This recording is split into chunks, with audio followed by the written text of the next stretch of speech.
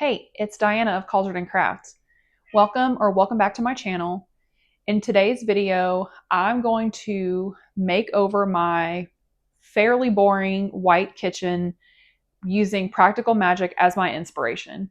I'm channeling Sally Owen in my outfit, and I've thrifted a lot of things. I've been planning this video for months, and it's taken me a long time to, first of all, find all the things that I really wanted to find, to really pull in that practical magic energy and feeling. And it's just, and I've had so many other videos that came before that were like time bound, like Halloween. So now it's finally time to make over my kitchen.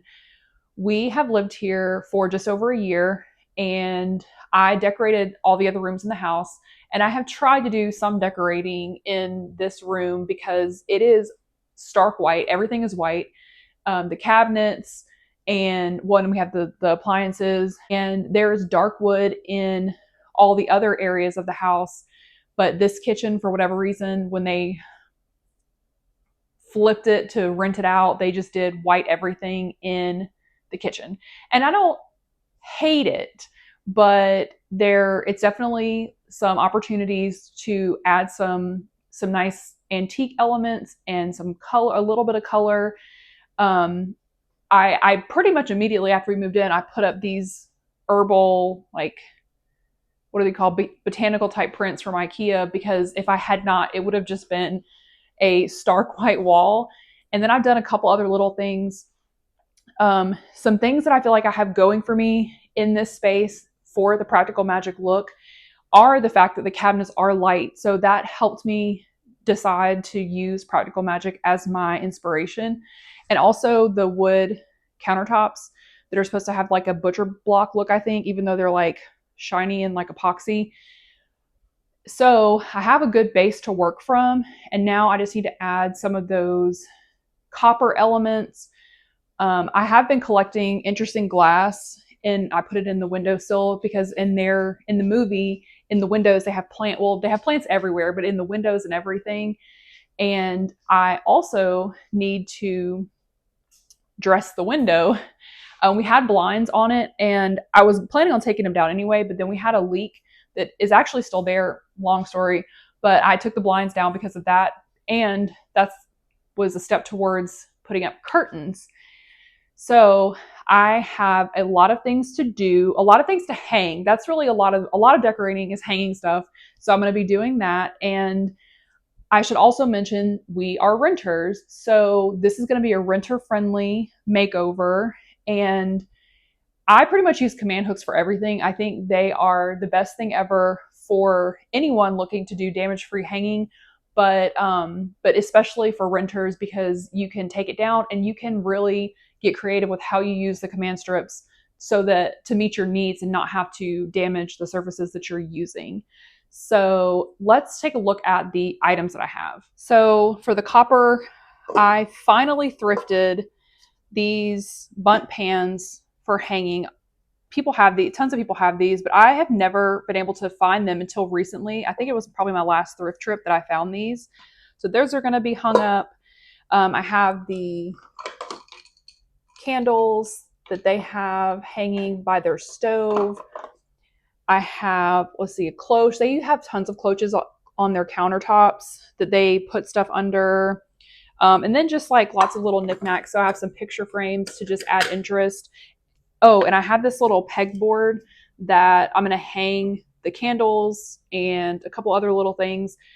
And then the shelf, which I think in a previous thrift haul video, I showed this shelf and I said it was for a future project. And it was this project where I'm going to hang this on the wall to put a little plant on. And I really wanted one like this, but I couldn't find one. So I got this one instead. Well, I found the one I really wanted, which is this T-shaped one, which I will use command hooks. Which I will use command hooks to hang. Make no mistake. But so these are some of the little things I have. Let's see. Oh, this little, like, what is what everyone's saying now? Whimsigoth is kind of that. This little copper tiny little plant, watering can, basically lots of stuff to, oh, my little fairy lamp from the previous video where I also showed this shelf. So lots of things to, actually there's more that I haven't even pulled out because I literally have been collecting this stuff for months. So I've been having to pull it all out and remember what I thrifted. Some of the things I did buy new, like this lamp, and I did get some under cabinet lighting. So that's one of the first things that when I watch the movie and I pay attention to the details of their space, is their lighting. One of the things that kind of irks me about this kitchen is that we have very few lighting options. So we have these lamps, like pendant lights, and we have the overhead lights, the big lights. So I wanted some more warm lighting that would be more ambient and not so bright. And bright lights are good for like cleaning and cooking some things, but if I had more lights that were more ambient, then I wouldn't have to turn on the big lights all the time. So I do have those. But yeah, some of the stuff I've had for literally months, just waiting for the right time to put it out. So let's get started.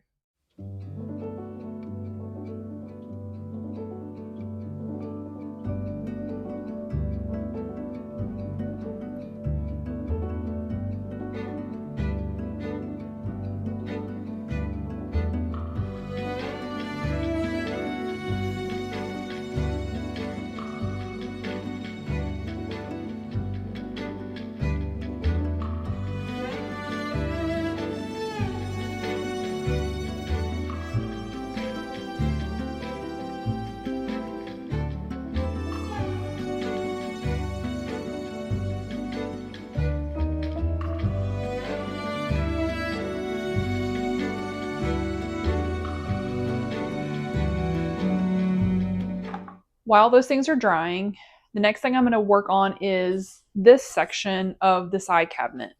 And I'm going to hang those 2 copper bundt pans and then the shelf right here. So in order to hang a shelf like this with command hooks, because this has the little things right here to hang with nails, which you obviously could do that, but because these cabinets are thin, I don't want to poke holes in them. I got the 15-pound picture hangers, which are the Velcro ones. That's how I've actually hung these botanical prints, because I didn't want to poke holes in the tile. So these worked beautifully on the tile. They're just like basically Velcro, and then you can slide, like you can pull off the little tab when it's time to take them down. And I'm going to stick 2 sides together.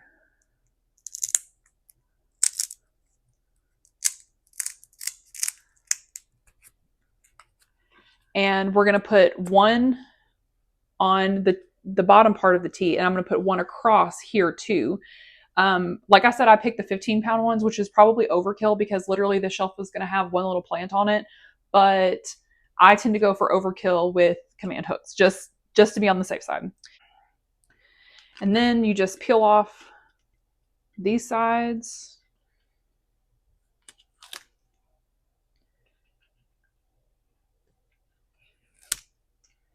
And then we're going to stick it on. But I'm going to go get my level because I don't want a crooked shelf.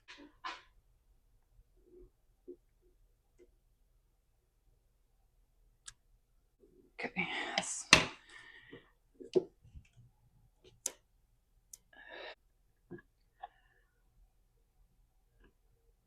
Yep. Now that's pretty sturdy. I should have pushed it a little bit farther that way, but it'll be all right.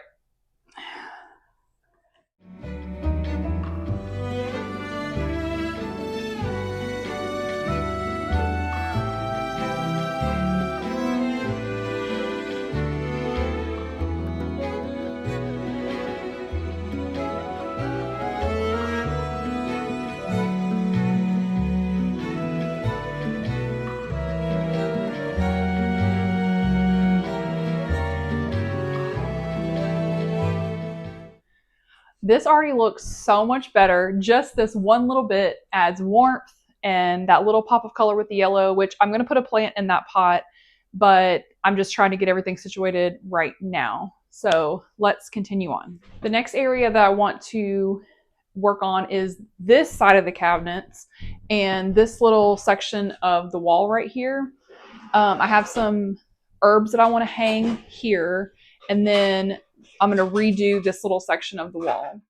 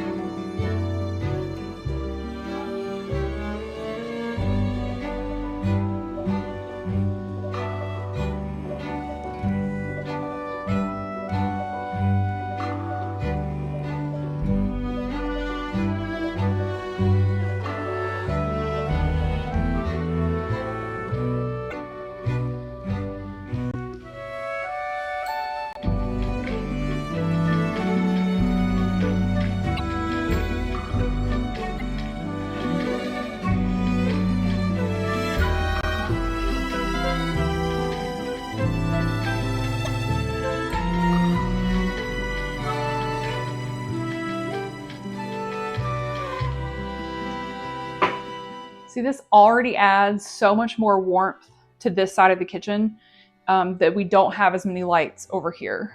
I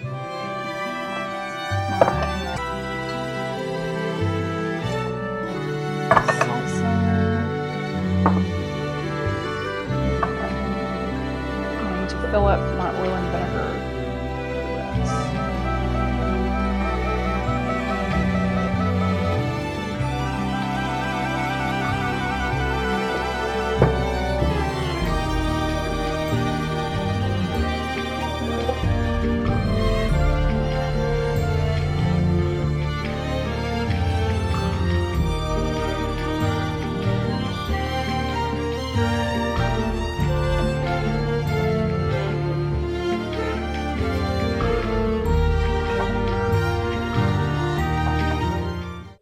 Okay, we have this beautifully styled little vignette of useful things, but it's still very dark in this little corner. Like, I'm looking at it and it looks okay, but when I look at it on camera, it looks really dark. So the way I'm going to help the ambiance in this room for lighting is with under the cabinet lights. Are bar lights that are, I think technically they're for like, they can do motion sensing, so you can put it in your closet and then when you open the door, the light would come on, that kind of thing. But it also has like an on feature, and I like that they're flat and can easily go under here. They are also magnetic. So I'm basically going to be sticking these little magnet strips under the cabinet and for these to sit on, and then they're rechargeable. So once they start dying, then I can charge them up and then they'll keep on working. So similar to command strips, you basically just remove the adhesive backing. And I've already prepped the underside, the surface. I'm going to stick that. I want it to be pretty center, and I want it to be to the front. And I'm going to do the same thing under this cabinet. There we go. And now, if the big lights are off, then we still have this nice warm lighting here in the kitchen.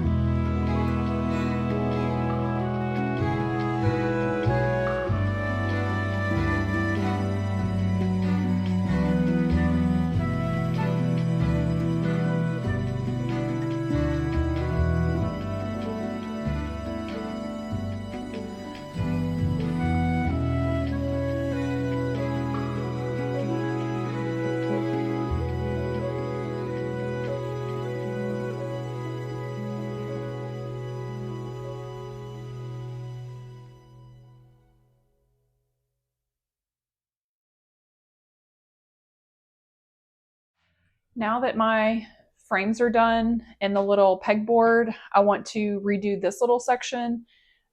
This is kind of a carryover from where we lived before. I had these hung up in like a little skinny wall section that I had, and it's fine, but it's also kind of boring. So I'm gonna rearrange. I'm gonna use these as part of the gallery wall, and then kind of do some rearranging, and add in the new things that I just got. And I'm thinking about using that other shelf in this area, but we shall see.